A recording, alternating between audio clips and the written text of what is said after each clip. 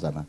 Jadi saya bersyukur malam hari ini Anda berlangsung, saya lihat ini tidak bisa terjadi kalau tidak suci Anda semua. Mungkin kalau fisiknya nggak suci lah, tapi kalau sedang nggak suci, tapi hati Anda suci. Pikiran Anda suci, kalau tidak suci Anda tidak bisa bertahan lebih dari 2 jam. Dan saya bersyukur Indonesia masih ada KC yang tidak ada di seluruh dunia, kecuali di Jakarta. Yang gitu. Pertama. Yang kedua gini, dan kafir sama ateis itu nggak sama. Ya, nah, Dadang kemarin ngaku kafir, sekarang ngaku ateis. Berarti dia tidak ngerti kafir, tidak ngerti ateis, sehingga tidak sah pengakuannya sebagai kafir maupun sebagai ateis. Itu menyebabkan dia tidak ada masalah sama Allah. Allah yang mengatakan, oh Dadang ngomong apa, orang paham. Gitu. Jadi gini, dan kalau kafir itu ada Tuhan tapi diingkari.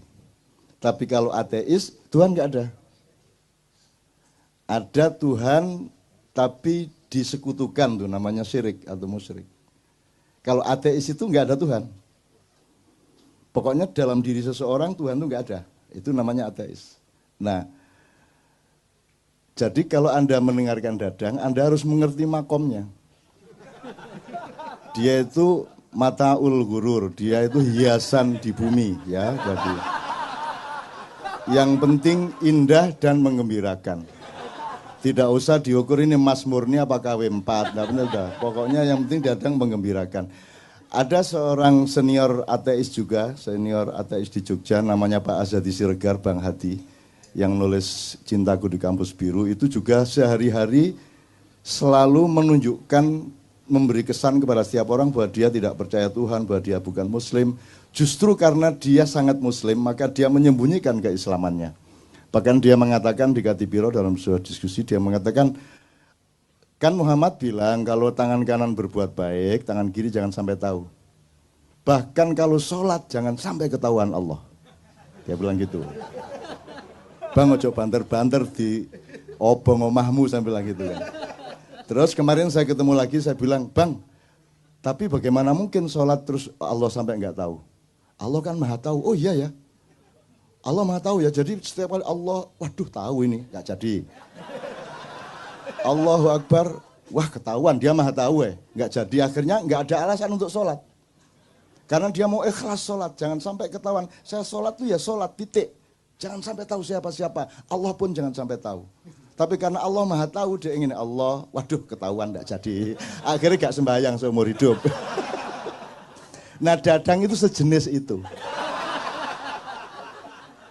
Dadang itu pokoknya cari akal bagaimana supaya Tuhan tidak marah ketika dia tidak sholat, tidak puasa, bilang dirinya demi Tuhan saya ateis, segala macam itu kan tidak akan diterima Tuhan. Dan kamu tidak akan saya akui sebagai kafir, tidak akan saya sebagai ateis. Wong tidak logis sama sekali kamu itu. Ya sudah sana masuk surga kamu, kan gitu.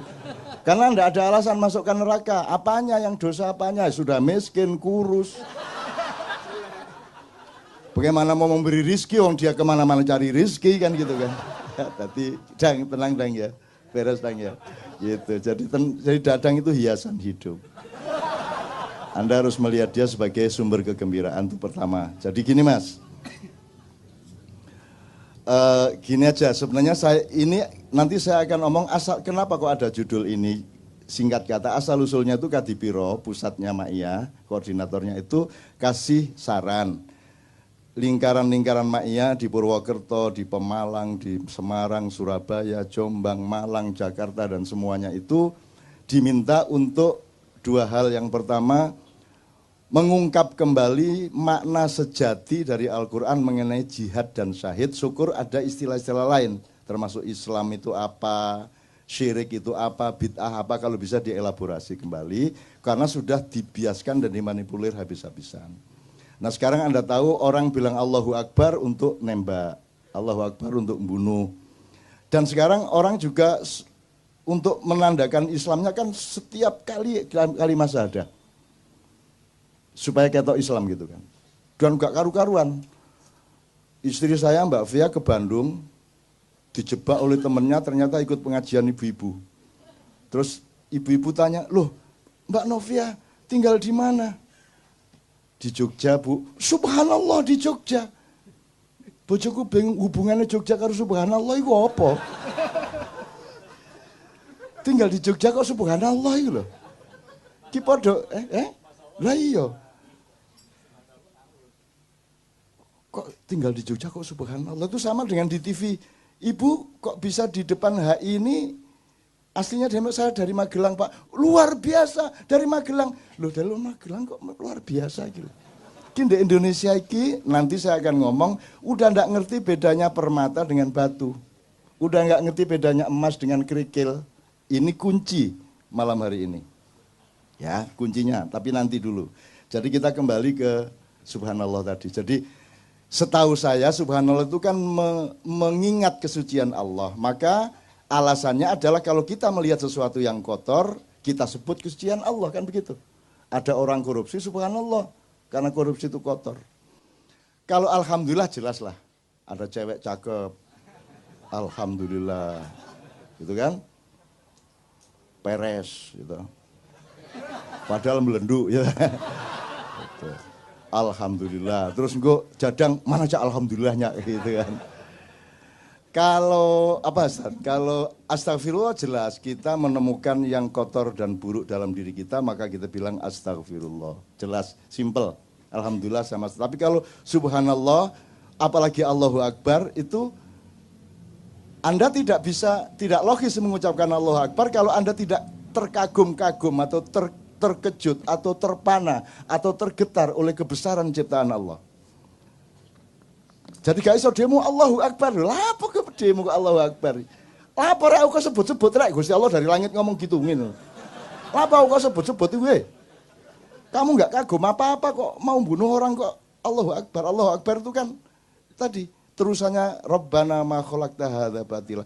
Jadi Allahu Akbar itu puncak perintah Allah untuk meneliti dirimu sendiri, meneliti alam, meneliti kehidupan. Terus kamu menemukan kekaguman-kekaguman luar biasa, ya Allah aku ini sudah mau jual rumah, udah nggak punya harapan. Loh ada loh teman yang nolong saya, Allahu Akbar. Kagum saya sama takdir Allah itu. Nah baru cocok Allahu Akbar. Maka kalau kamu Allahu Akbar, Allahu Akbar, Allahu Akbar. Itu kamu disuruh meneliti 1 bulan, maka iktikaf 1 bulan berpuasa, mengambil jarak dari materialisme, mengambil jarak dari mainstream. Kamu selama berpuasa, akhirnya kesucian dirimu itu menemukan hal-hal yang dahsyat dari kehendak Allah dan ciptaan Allah. Maka kamu tidak sabar untuk menunggu mengucapkan Allahu Akbar gitu. Iki meneng-meneng Allahu Akbar, ono apa Allahu Akbar?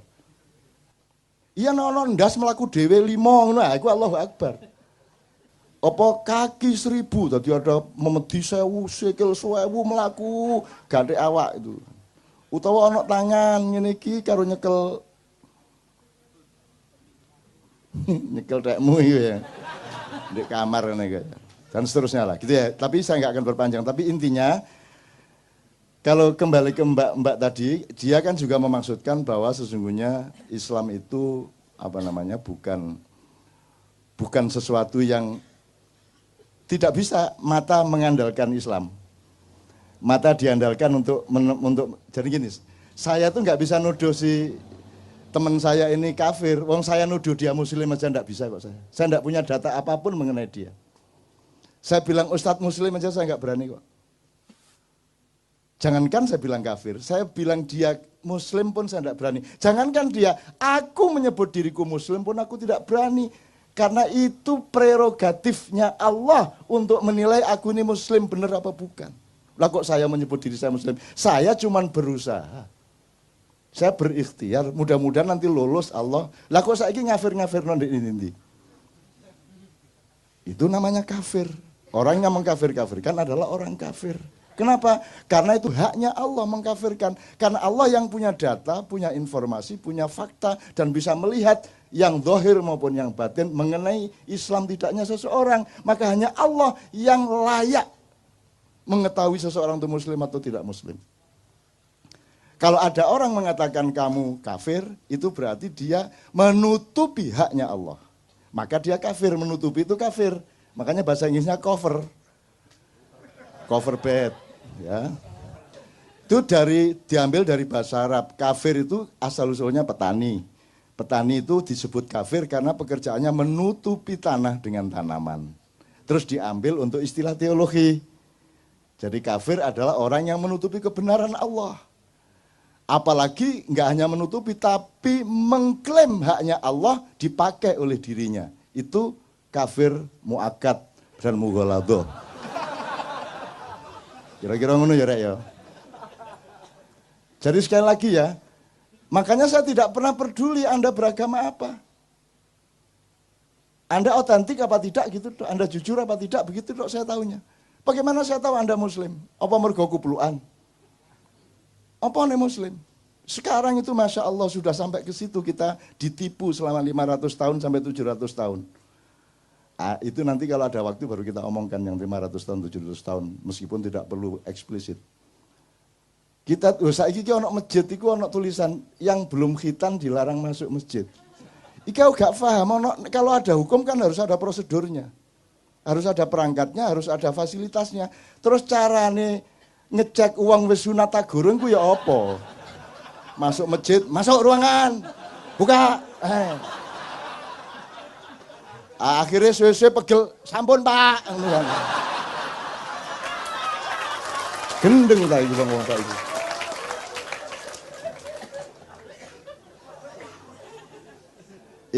Ini kalau diperlebar banyak sekali ini, tapi saya mohon maaf kepada MUI, saya mohon maaf kepada teman-teman yang lain. Saya bukan apa-apa, saya cuman urun logika, urun akal sehat.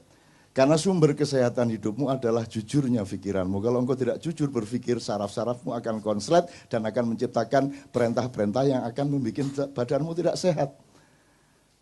Teman sekalian, jadi sekarang ada sertifikasi arah kiblat, coba. Ya apa gara-gara ini? Iya kok kiblat itu jelas. Mana ada orang sholat di Indonesia ngadep kiblat? Nggak ada. Ngadep ke barat, miring ke utara 24,5 derajat. Tapi nggak menghadap kiblat. Kiblat di sana kok. Arab di sana Mas, dari sana Mas. Di sana Mas. Sembayang ini ya. Ini ya. Lah imamnya wis 70 tahun kata gak kelebok ngono ya apa kan. Mana kiblat? Kan jangan hanya bujur lintangnya juga kan begitu. Iki apa arek-arek? Sertifikasi halal barang kula. Aku setuju aja dan seneng ada dana banyak yang masuk dari sertifikasi halal. Cuman kan nggak masuk akal. Gini loh Mas, kalau di Kuala Lumpur, di Tokyo itu kan 90% di jalan raya itu mobil. Maka kalau ada motor bahaya. Maka motor harus menyalakan lampu. Kan gitu. Maka dari jauh sudah kelihatan, tidak sampai tabrakan atau gesekan. Kalau di Jogja lah motor kabeh. Wah, mentrong sambrek. Ini ngapain dinyalakan? Mestinya yang dinyalakan yang minoritas, betul enggak? Karena asumsi dasarnya ini mobil semua, kalau ada motor nanti nggak kelihatan bahaya, maka harus pakai lampu. Kalau di Indonesia lah, sekarang motor boleh kemana-mana, di mana-mana motor sing nyentrong loh. Apa nggak terbalik? Di Amerika mayoritasnya tidak muslim, maka asumsi dasarnya makanan itu haram, maka dibutuhkan sertifikasi halal. Di Indonesia mayoritas muslim, semua makanan relatif halal, maka yang dibutuhkan sertifikasi haram. Gimana sih?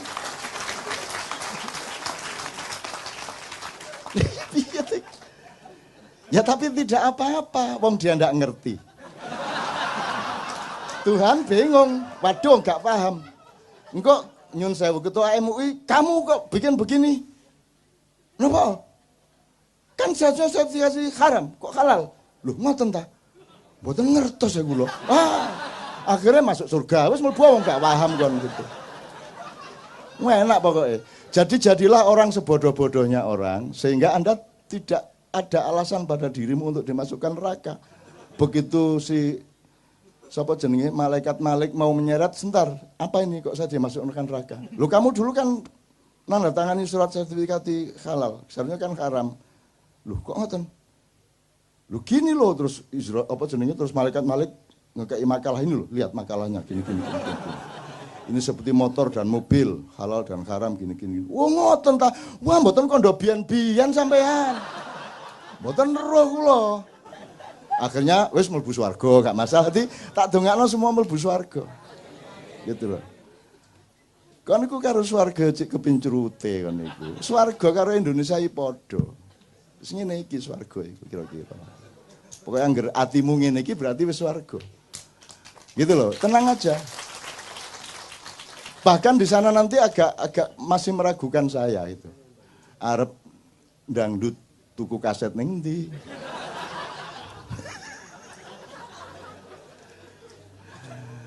Wes nonton TV masa ono siaran TV ndek swarga gitu kan. Enggak, maksud saya itu mbok fokus sama Allah aja. Kalau Anda cari surga mungkin dapat surga, tapi belum tentu dapat Allah karena Allah nanti menjebak kamu. Alah kamu lak cari surga ndak cari aku. Jadi Tuhan malas betul masuk ke surga. Mana kok Tuhan ndak ada di surga ini? Terus karena orang bertahun-tahun kena untuk apa kita di surga tapi tidak ada Allah? Sia-sia ngono kabeh ngomong terus Allah ngangguk teko cendela, lah kon lak ndelok swarga kan ndelok aku. Wah. Salah. Kalau kamu cari Allah, hadiahnya surga. Jadi cari Allah aja. Ruwet itu cari surga itu, ruwet. Udah enggak, cari Allah aja. Nah, oke, saya kembalikan ke kafir-kafir tadi gini.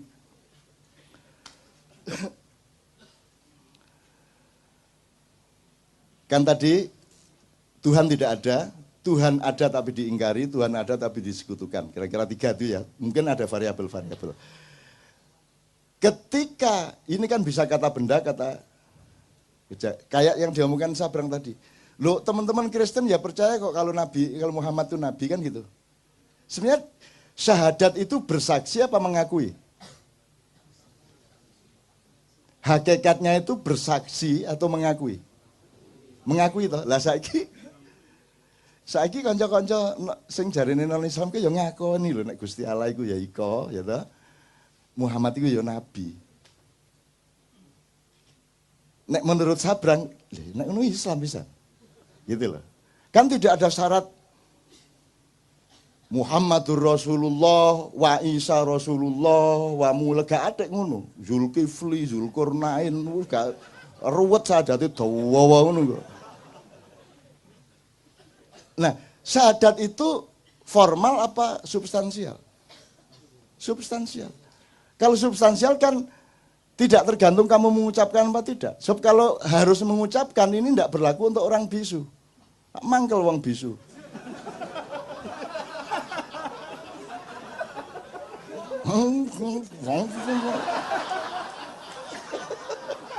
Kamu itu ya sadis. Berdebat yang ndak mengenai tahiyat. Akhirnya saya berpihak kepada orang yang tidak nduting. Dah, mau apa kamu? Karena ndak punya driji. Lah mangkel sih nggak driji, Mas. Ngene hari ini. Sing kene berdebat ngene, tang ngene. Wah.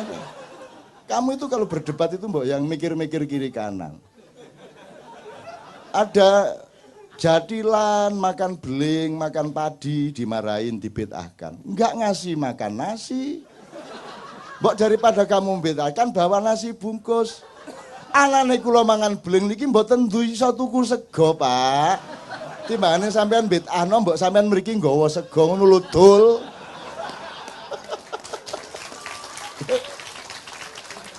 Jadi orang tidak pernah berpikir agama dengan dimensi sosial. Orang tidak pernah berpikir agama dengan dimensi budaya. Orang tidak pernah berpikir agama dengan dimensi psikologi, hati, nurani, perasaan.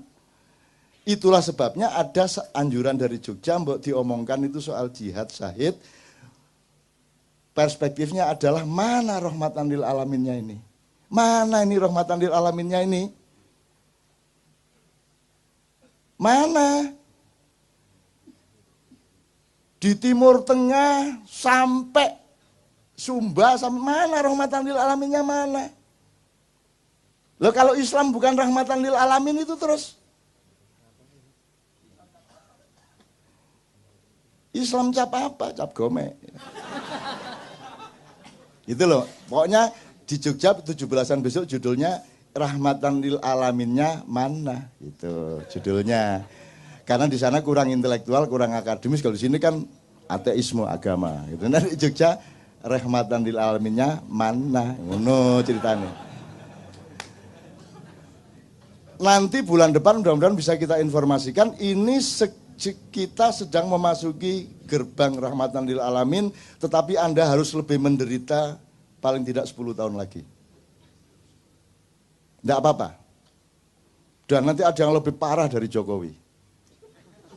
Ada yang lebih parah dari yang sekarang Anda gelisah dan cemas. Anda harus siap. Anda harus siap, orang maknya harus siap bahwa hidup ini tidak sama dengan yang kamu inginkan, tidak sama dengan yang kamu pikirkan. Bahkan hidup ini berlangsung sebagaimana yang kamu paling benci dan paling jijik. Mau apa kamu? Terus berdoa kamu sama Tuhan. Terus Tuhan bilang, apa dungo-dungo, nek pas susah dungo kon yo. Engko nek wis oleh duit langsung nang kafe. Gak dungo nang aku gitu. Ya Tuhan sih gak ngomong gitu, itu kan cara saya merepresentasikan Tuhan. Tuhan sih tan kinoyo ngopo, tan kino kiniro ya laisa kamitsli syai'un. Jadi tidak mungkin saya menggambarkan Tuhan, itu gambaran saya tentang Tuhan. Jadi sama dengan ateis itu tidak ada, yang dia tolak itu bukan Tuhan, yang dia tolak itu ya informasi tentang Tuhan yang sampai ke dia. Dia kecewa sama ISIS, dia kecewa sama penipuan demokrasi, dia percaya sama kilang minyak dihabisin oleh Amerika di seluruh Timur Tengah gitu ya. Dia kecewa sama Freeport gitu ya. Akhirnya karena semua atas nama Tuhan, Allahu Akbar, dor, Allahu Akbar, jriet gitu ya. Akhirnya dia benci dan tidak mengakui Tuhan. Yang diakui bukan Tuhan, yang dia akui adalah yang seolah-olah Tuhan yang sampai ke dia. Jadi cara orang Islam memperkenalkan Tuhan kepada dunia itu yang membuat orang di dunia menjadi tidak simpati kepada Islam. Kira-kira gitu loh Mas ya. Nah, kalau kita agak sedikit saja shortcut, misalnya kasusnya Tuhan tidak ada. Kalau di Indonesia kan ini tidak terjadi. Tuhan ada toh. Meskipun cuma diambil sifatnya gitu ya. Tuhannya juga agak sedikit tersinggung ini sama Pancasila. Loh ini kan satu-satunya negara yang bertuhan. Tuhan apa? Dari Tuhan gitu. Tuhan apa? Ketuhanan kok Tuhan. Emang sama putih sama keputihan. Ngono kuwi. Enak aja loh. Gitu. Mana Tuhannya? Kan ketuhanan. Yang kamu ambil cuman sifatku. Tapi bukan diriku. Sana berdoa sama sifatku sana, tidak kepada aku. Wah, nek Gusti Allah ngomong piye? Kamu hanya suka manisnya tapi kamu tidak mengakui gulanya. Nah, ngono rek. Kamu hanya butuh hangatnya tapi kamu tidak ingat listriknya. Kamu tidak ingat api. Ketuhanan diambil sifatnya tok. Ibarat sapi dijupuk buntute tok wancane dodol sop buntut. Dadi nek sapi liwat ketok crek, sapi liwat ketok gitu kan. Nyeneng wong Indonesia ini. Media masanya dia dulu tuh ya kerjanya motong sop buntut itu. Pokoknya dari sapi yang diambil buntutnya, kan karena lagu buntutnya. Jadi dari wanita yang diambil pantatnya sama susunya. Dangdut kan begitu. Dangdut kan pertama penting pemain musiknya bareng-bareng, lama-lama untuk apa musiknya? Oh yang penting penyanyinya. Akhirnya musiknya cukup apa? Tape recorder ya gitu ya. Oke. Setelah itu lama-lama untuk apa? Penyanyinya, oh yang penting pantatnya. Goyang ini, goyang itu. Gitu. Akhirnya raine gak penting. Jadi suatu hari petunjukan Branduki mek ono bokong tok kayak. Bokong. Ada bunyi musik terus bokong, muter. Terus enggak penting perutnya, enggak penting, pokoknya ono bokong. Jadi kita tuh makin lama makin memperhinakan diri, mempersempit diri, mengkotak-kotakkan diri seperti itu teman sekalian. Oke. Senengnya oleh program ini. Lah ya daripada repot-repot tuh enggak penting kok, wajahnya Inul enggak penting toh. Dulu zaman awal dulu Wajahnya ini enggak penting kok, wajahnya kayak apapun enggak masalah, yang penting pantatnya ngebor. Kan begitu. Jadi nek ngono ya wis lah, bokonge wis. Dadi nek iso TV ku pokoke nek syuting bokonge tok. Jadi bokong tok apik itu. Mbok sudah pragmatis seperti itu. Tuh. Nah, oke, sekarang agak lebih serius sedikit. Saya coba potong-potong. Kalau Tuhan tidak ada kan tidak terjadi di Indonesia. Pokoknya ele-ele pokoknya anggap Tuhan ada. Sekarang Tuhan ada tapi diingkari. Atau Tuhan dianggap tidak ada. Variabelnya ya. Kalau ada sebuah rapat anggaran dan Tuhan tidak diingat oleh orang yang rapat anggaran, berarti ateis itu rapat. Benar nggak? Kalau ada presiden mengambil keputusan dan selama dia memproses kemudian mengambil keputusan itu dia tidak melibatkan Tuhan sebagai pertimbangannya, berarti ateis dia.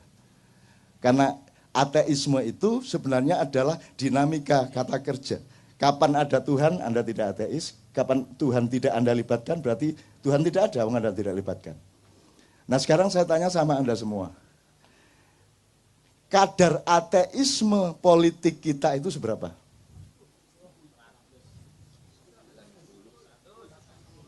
Nah, kira-kira ini ya Mas ya.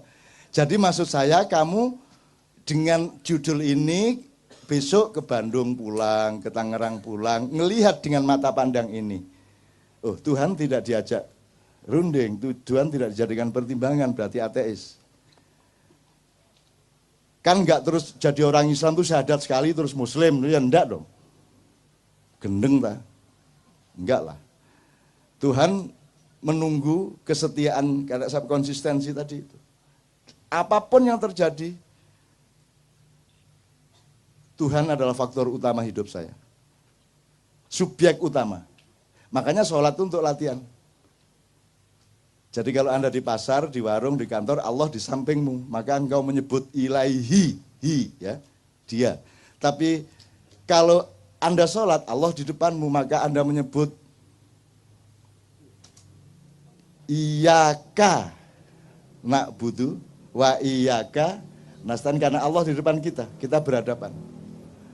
Nanti ada peristiwa rohania di mana Allah bersemayam di dalam kesadaranmu. Ini kalau diteruskan menjadi thariqat la ilaha illallah, la ilaha illa anta, la ilaha illa ana. Nah, ini bahaya ini, jangan diumum-umumkan. Dadang seneng ini. La ilaha illa ana, la ilaha illa ana, la ilaha illa ana. Jadi Allah sebagai dalam tanda petik pihak ketiga, pihak kedua, dan pihak pertama. Itu untuk latihan. Supaya ketika kamu ngurusin kehidupan di pasar, di kantor, di tempat pekerjaanmu, Allah tetap menjadi faktor utama. Meskipun dia tidak di depanmu, paling tidak dia di sampingmu. Kalau dia di sampingmu, dia ada di dalam dirimu. Makanya konsep manunggaling kawula lan Gusti di Jawa itu bukan raja bersatu dengan Tuhan. Tetapi di dalam kesadaran si raja, itu Allah sama hambanya Allah itu menjadi satu. Maka dia tidak berani khianat kepada Allah karena akan mencelakakan rakyatnya, dan tidak berani dia menyakiti rakyatnya karena akan diazab oleh Allahnya. Kan begitu namanya mangununggaling kawulan Gusti. Susahnya Raja Jawa 500 tahun tidak ngerti ini. Karena aslinya mereka bukan Raja Jawa.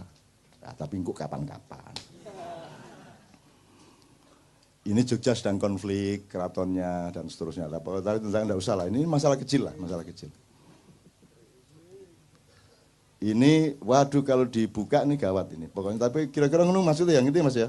Sekarang Anda mau jualan, Anda mau menghamili istri, Anda mau nyaur utang, Anda sedang pusing. Ketika Anda senang, libatkanlah Allah sebagai faktor utama di mana engkau bersyukur. Ketika engkau mendapat kesulitan, loh kok enggak melibatkan Allah, goblok men gue.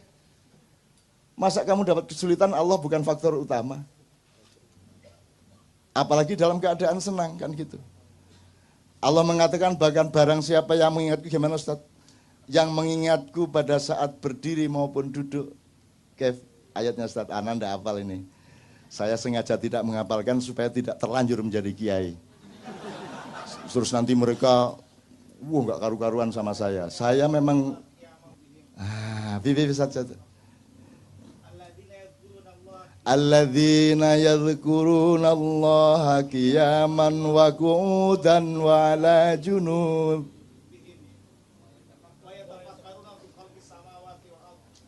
Loh, toh. Jadi Anda sekarang tahu toh bahwa yang di panggung jangan dianggap lebih soleh daripada yang di bawah panggung. Jelas ya sekarang?